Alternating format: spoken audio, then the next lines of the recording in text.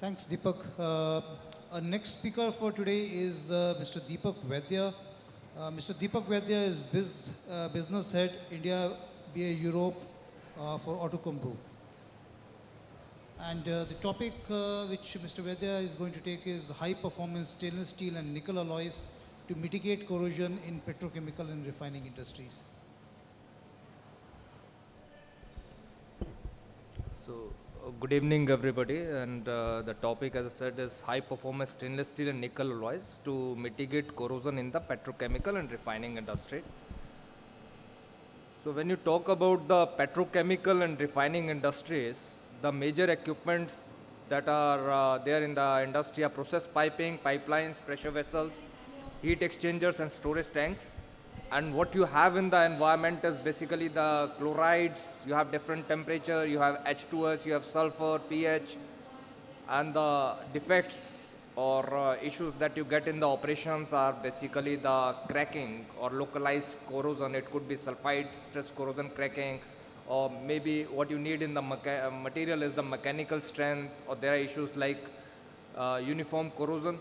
So these are the general characteristics of any refining industry or petrochemical industry. So what I am going to cover is for the environments where normal austenitic 304 and 316 are not sufficient.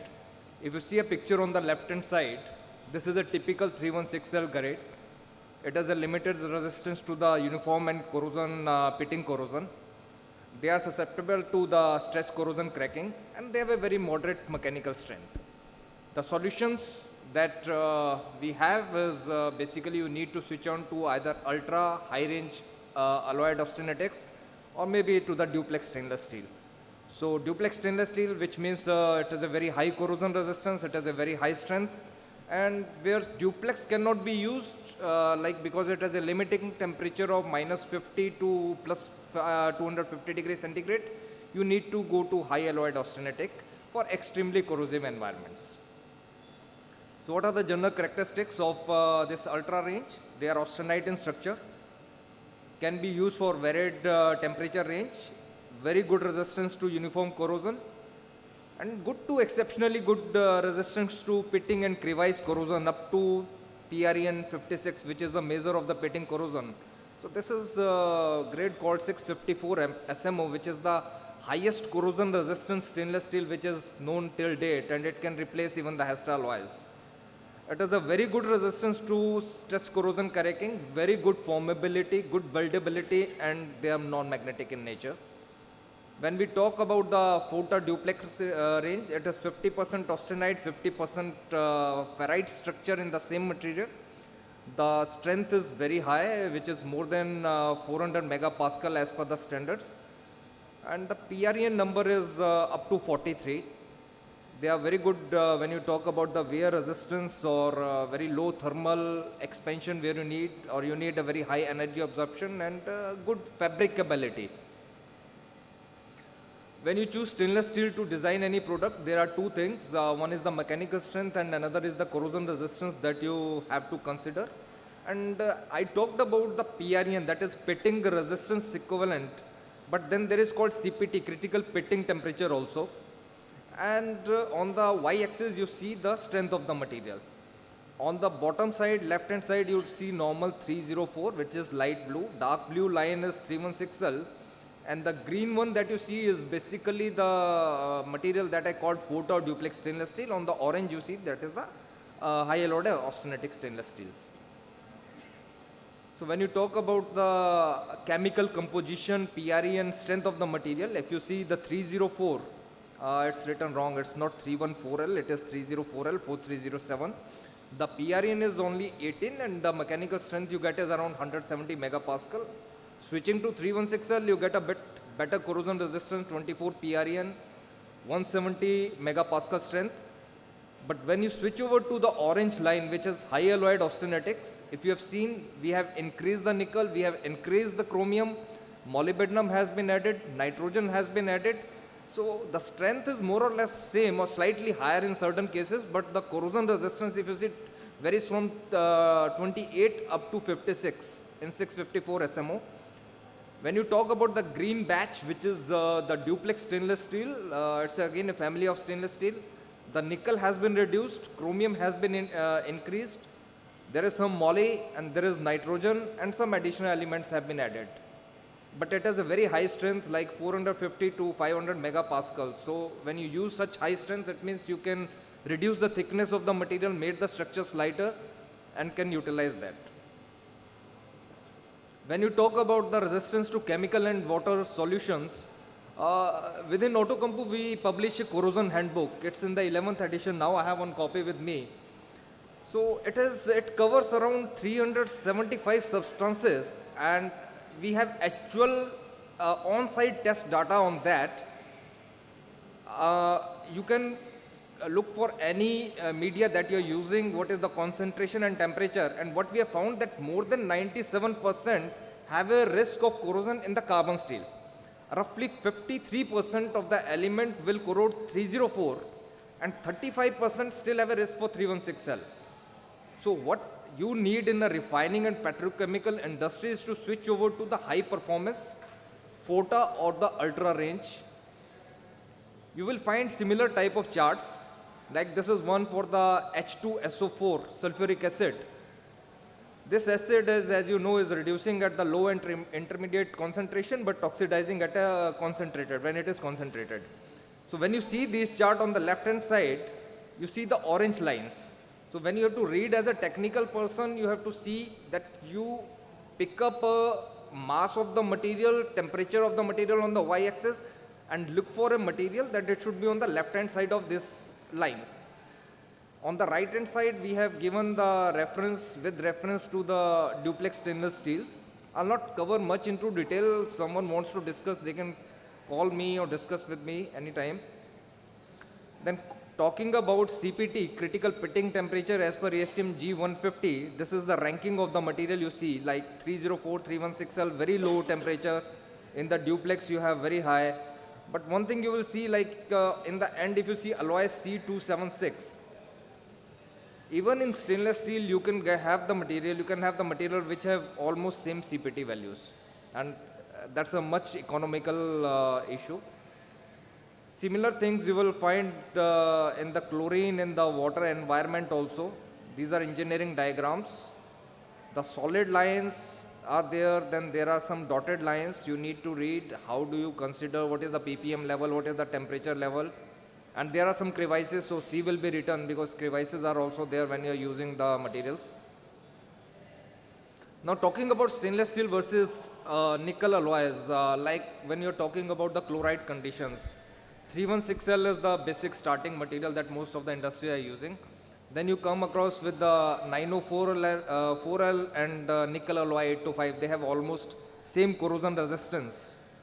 SMO 254, but higher corrosion resistance. Then you have to switch to other nickel alloys 625 and C276. But then stainless steel still has 654 SMO that can give you the same corrosion resistance as compared to the nickel alloy C276. Contrary, when we are talking about the sulfuric acid, 70% sulfuric acid, you see the 316L is same, but 254 SMO you can see it has switched over here, and then 654 SMO, then 904L. So what I wanted to show actually is that it is always advisable that when you are designing or picking up a material, it's better to consult the material experts, because every material can work different in different environments. Being stainless steel do not mean that it will not corrode. If you use it wrongly, it will definitely corrode. So pick up the right material for your application.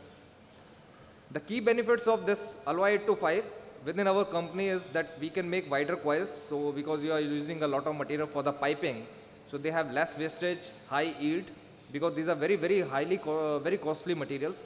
Then coil products, very close thickness tolerance you can get, and you can have an integrated coil production, and so better lead times. This is one example, the challenge with clad and line pipes, because high corrosion resistant alloy they were looking at, and for the high sulfur condition, and that is the problem we have in India also now, because a lot of crude that is coming is with very high sulfur. So what they have done is they have used carbon steel, and inner lining has been done with alloy 825, and this was done by Sinopec Group in China. Another application is in the fraction trays, where they needed a very high corrosion resistance in the distillation. So 8 to 5 is the solution. Stress corrosion cracking, as I said that when you have issue with 304 and 316L, there are two ways. Either you add nickel to it or you reduce the nickel. When you add the nickel, you go to the ultra austenitic. If you reduce, then you go to the duplex stainless steel. So right grade you need to pick up. So this is the ranking that has been done, resistance to stress corrosion cracking, different materials with the under different conditions with the standards.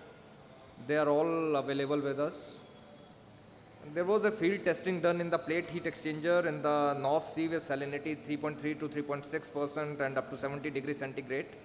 And more than 3 months it has been tested, and what we found is SMO 254, even that also suffered some crevice corrosion at 45 degree. But 654 was the resistance even at 70 degrees centigrade. So heat exchanger, plate heat coolers, so you have issues. So there are both the solution is there. Either you go to Ultra 254 SMO or 654 SMO depending upon the environmental conditions and media, or you go to the duplex stainless steel.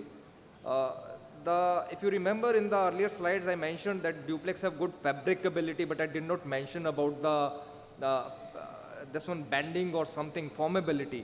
But now there are grades, something called FDX series, FDX 25, which has good formability also, and some of the people are using that for the plate heat exchanger. And why duplex grades are cost effective in storage tank application? I'm just taking an example where carbon steel is being presently used as 355 or maybe A572, and vis-a-vis I have taken the example with the lean duplex 2101, keeping all the conditions same. So what we have found, when you're using the carbon steel, you need to use the thickness between 8 mm to 30 mm with the design stress of around 238 megapascal. When you use 304, so thickness reduced from 7 mm to 24 mm, but when you go to duplex stainless steel, it can be from 16 to 19 mm. And even the surface that you need to coat in case of carbon steel will be much higher. You don't need to coat in duplex stainless steel. So practically, it gives you a saving of roughly 25% or 35% when you switch it to duplex stainless steel. So this is something I talked about as basically coating the carbon steel inside. You have to coat this. So if you look at this, this is the actual cost data. Like 73% was the left hand side. If you see 73%, this is the tank material and fabrication cost. And then you add some protective coating, it makes 27. But when you use duplex stainless steel, maybe the initial cost for tank and fabrication is 97, but you don't have to coat, so your cost is still less by 3% initial cost. But when you consider the total life cycle cost, what we have done, real discount rate, we have taken 4%, life cycle roughly 30 years, and complete recoating that you need after 10 or 20 years, that is according to the API standards you have to do. And even let me tell you that API standard, there is API 653, you can read, and they have written in certain cases, if you are using duplex stainless steel even for your bottom plate or somewhere, you can increase your inspection time by another year. So as per API, if you are using, you are inspecting your tank after 10 years, if you are using duplex, you don't have to inspect that part in 10 years, you can directly switch to 20 years.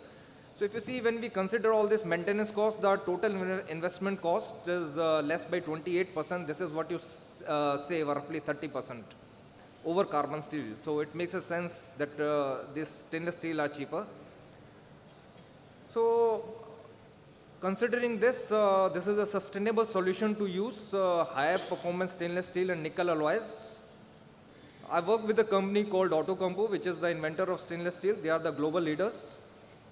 Plants are in Finland, Sweden, UK and USA. We start with the chrome ore mining, go to the finished product. Stainless steel, as all of you know, is 100% recyclable material, so that saves the environment. Presently, the global recycled content is around 60%, whereas within our material, it is more than 85% of the recycled content that we are using. So what we are doing is when you use material from Autocompo, you can tell your customer that what you something do in the architecture like LEED certification or something. That is what we can certify within our test certificates that yes, the material that you have used is the lowest carbon footprints, more than 85% of the recycled content. So you are protecting the environment, and this is the actual data that has been published. Like stainless steel, the carbon emission, something which is the highest, largest stainless steel manufacturing companies based out of now Indonesia, 7.1 million tons. But when you see their carbon CO2 emission, it is close to 10 tons of per stainless steel, per ton of stainless steel that they are doing, but within global averages around 3, whereas within our company it is around 0.8. So we are a fully integrated production mill, Finland, unique world and lowest emission. And this is our tag that we are working towards the world that lasts forever. Thank you so much.